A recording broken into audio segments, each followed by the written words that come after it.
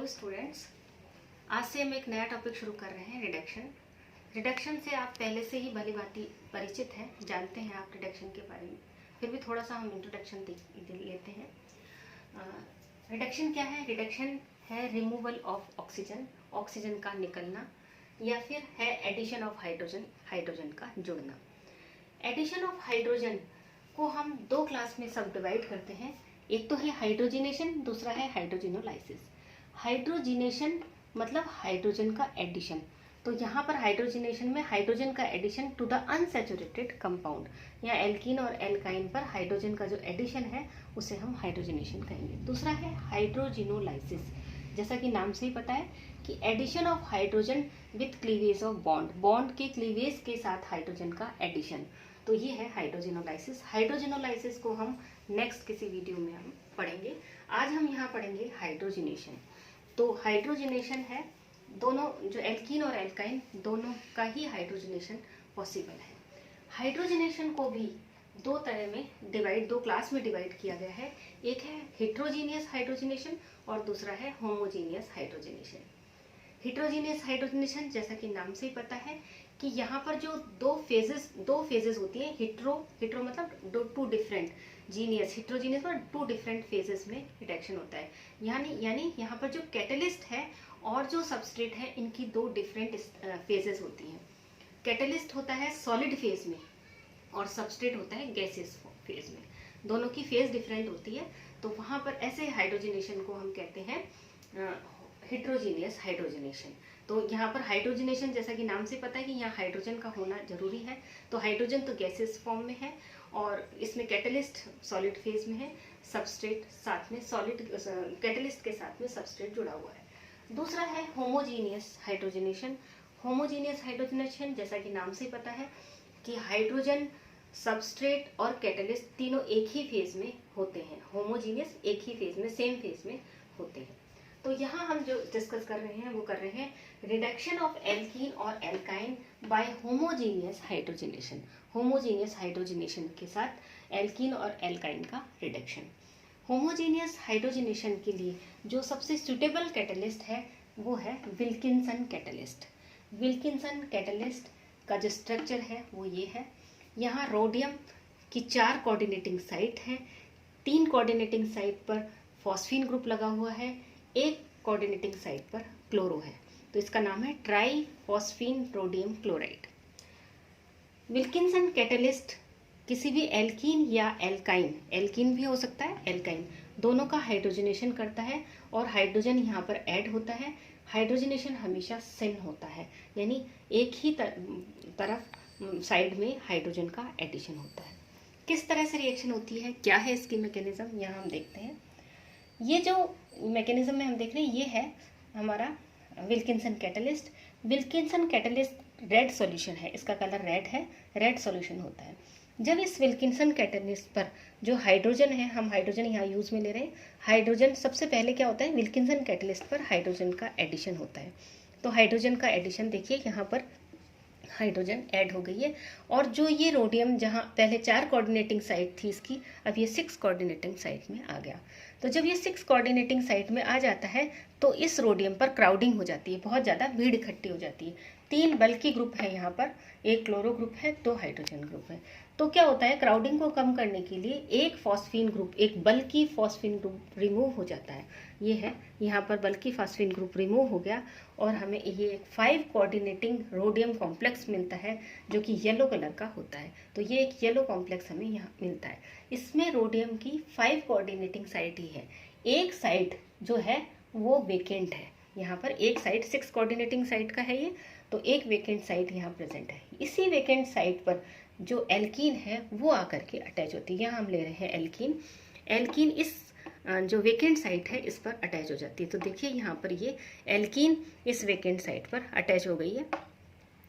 अब जो next step है उसमें क्या होता है कि कंसर्टेड एडिशन होता है। कंसर्टेड एडिशन यानी रोडियम और हाइड्रोजन का एक साथ एडिशन टू द एल्कीन। तो यहाँ पर रोडियम जुड़ता है इस कार्बन से और ये हाइड्रोजन जुड़ता है इस कार्बन से और ये बॉन्ड यहाँ से टूट जाता है और ये हमें इस तरह का एक कॉम्प्लेक्स मिलता है जिसमें रोडियम एल्कीन के एक कार्बन से जुड़ा हुआ है, दूसरे कार्बन से हाइड्रोजन जो कि रोडियम से निकल करके आ गया है वो जुड़ा हुआ है। नेक्स्ट स्टेप में ये जो रोडियम वापस अपने इलेक्ट्रॉन को लेकर यहाँ आता है और हाइड्रोजन को देता है। इस तरह से ये फिर दोनों कंसर्टेड एडिशन के साथ दोनों हाइड्रोजन एक ही साइड पर आकर के जुड़ते हैं और जो कॉम्प्लेक्स है वो अलग हो जाता है। तो इस तरह से एल्कीन का हाइड्रोजनेशन होता है विल्किंसन कैटलिस्ट के द्वारा। विल्किंसन कैटलिस्ट से हम एल्काइन का हाइड्रोजनेशन भी कर सकते हैं। एल्काइन के हाइड्रोजनेशन से हमें एल्कीन मिलता है, सिस एल्कीन। ठीक है। जो सेकंड रिडक्शन का जो मेथड है वो है reduction of first a metal and liquid ammonia. Reduction of first a metal and liquid ammonia, जैसा कि नाम से ही है, यहाँ पर जो रिडक्शन हो रहा है वो फर्स्ट ए मेटल के साथ हो रहा है। फर्स्ट ए मेटल में कौन कौन हो सकते हैं? लिथियम, सोडियम, पोटेशियम, इनकी प्रेजेंस है और साथ में लिक्विड अमोनिया है। लिक्विड अमोनिया यहाँ पर एक डोनर का काम करता है, इलेक्ट्रॉन डोनर का काम करता है। लिक्विड अमोनिया भी इलेक्ट्रॉन डोनर हो सकता है और इसके स्थान पर हम इथाइल अल्कोहल को भी ले सकते हैं। दोनों हो सकते हैं, या तो इथाइल अल्कोहल या फिर अमोनिया। तो हम इससे भी दोनों रिडक्शन कर सकते हैं, एल्कीन का भी रिडक्शन कर सकते हैं और एल्काइन का भी रिडक्शन कर सकते हैं। एल्कीन का रिडक्शन के समय ऐसे एल्कीन का ही रिडक्शन होता है जिसमें कि एक इलेक्ट्रॉन विड्रॉइंग ग्रुप लगा हुआ हो। केवल ऐसे एल्कीन का ही ये रिडक्शन करता है जिसमें एक इलेक्ट्रॉन विड्रॉइंग ग्रुप लगा हुआ हो। फॉर एग्जाम्पल ये एल्कीन है, देखिए यहाँ पर ये एल्कीन है और यहाँ पर एक इलेक्ट्रॉन डोनर ग्रुप लगा हुआ है। तो ऐसे एल्कीन का ये आसानी से रिडक्शन कर देता है, हाइड्रोजनेशन कर देता है, हाइड्रोजन इस पर ऐड हो जाती है और हमें ये प्रोडक्ट मिलता है। कैसे होती है रिएक्शन, क्या है इसकी मैकेनिज्म, देखते हैं हम। यहाँ पर ये हमने लिया है सबस्ट्रेट। इसमें क्योंकि जो रिडक्शन हो रहा है वो फर्स्ट ए मेटल की प्रेजेंस में होता है। फर्स्ट ए मेटल जैसे सोडियम क्या होते हैं, जो ये फर्स्ट ए ग्रुप के मेटल होते हैं, ये एक इलेक्ट्रॉन डोनेट कर सकते हैं। आउटर मोस्ट में इनके पास एक ही इलेक्ट्रॉन होता है, वो एक इलेक्ट्रॉन वो इजीली डोनेट कर सकते हैं। तो इसलिए हम इसको फर्स्ट ए मेटल को लेते हैं। यहाँ पर हमने सोडियम को लिया है। सोडियम के आउटर मोस्ट में एक इलेक्ट्रॉन है, ये एक इलेक्ट्रॉन डोनेट करता है। तो क्या होता है कि ये C+O का जो इलेक्ट्रॉन विड्रॉइंग ग्रुप है, इसका जो पाई बॉन्ड है वो टूटता है। एक इलेक्ट्रॉन ऑक्सीजन पर जाता है, एक इलेक्ट्रॉन इस कार्बन पर आता है। इस ऑक्सीजन पर जो इलेक्ट्रॉन है और ये जो सोडियम है, ये इसको एक इलेक्ट्रॉन और दे देता है और इलेक्ट्रॉन देने से यहाँ पर नेगेटिव चार्ज आ जाता है। ऑक्सीजन पर नेगेटिव चार्ज और कार्बन पर एक रेडिकल, एक ही इलेक्ट्रॉन रह जाता है। अब इसकी रेजोनेंस होता है, बॉन्ड यहाँ शिफ्ट होता है और रेडिकल यहाँ आ जाता है। तो इस तरह से हमें ये एक एनायन रेडिकल मिलता है।